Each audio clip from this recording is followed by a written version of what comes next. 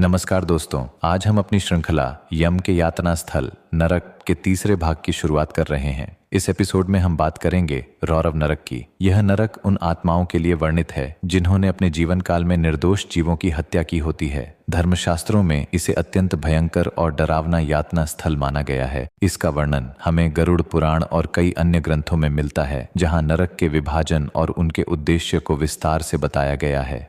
रौरव नरक का नाम सुनते ही मन में एक भयानक दृश्य उभरता है। इसका मूल अर्थ है रौरा, यानी अत्यधिक दर्द और चीख पुकार। कहा जाता है कि इस नरक में पहुंचने वाली आत्माएं निरंतर चिल्लाती रहती हैं क्योंकि उनकी यातनाएं असहनीय होती हैं।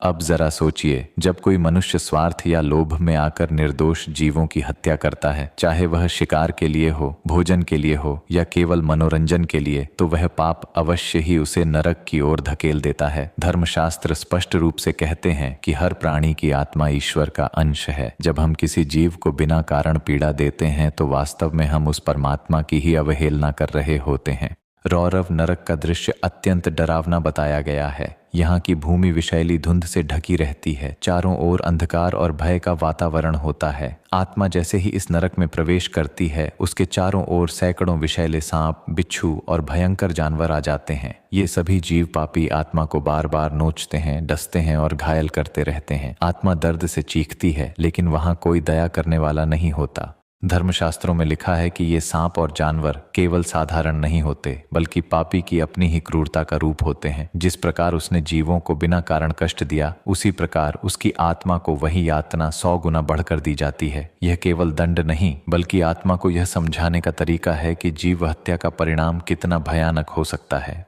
एक कथा में आता है कि एक राजा जो शिकार के शौक में निर्दोष पशुओं का वध करता था, मृत्यु के बाद रौरव नरक में गिरा। वहां उसे लगातार विषैले जीवों ने काटा और उसकी आत्मा चीखती रही। यह दंड इसलिए था ताकि वह समझ सके कि उसके शिकार ने कितनी आत्माओं को व्यर्थ पीड़ा दी थी। इस नरक का उद्देश्य केवल यातना देना नहीं है, बल्कि आत्मा को उसके कर्मों का दर्पण दिखाना है। यही कारण है कि इसे रौरव कहा गया, क्योंकि यहाँ से केवल करुणा की चीखें सुनाई देती हैं। अब सोचने वाली बात यह है कि क्या वास्तव में यह यातना केवल मृत्यु के बाद मिलती है? नहीं। शास्त्रों के अनुसार जब कोई मनुष्य दूसरों को पीड़ा देता है तो वह अपने भीतर भी अशांति और भय पैदा करता है, यानी पाप का फल यहीं से शुरू हो जाता है। नरक केवल उस पीड़ा का चरम रूप है। दोस्तों, रौरव नरक हमें एक गहरी सीख देता है। निर्दोष प्राणियों की हत्या केवल शारीरिक पाप नहीं, बल्कि आत्मा के पतन का कारण है। यदि हम वास्तव में मोक्ष और शांति चाहते हैं तो हमें करुणा और दया के मार्ग पर चलना होगा।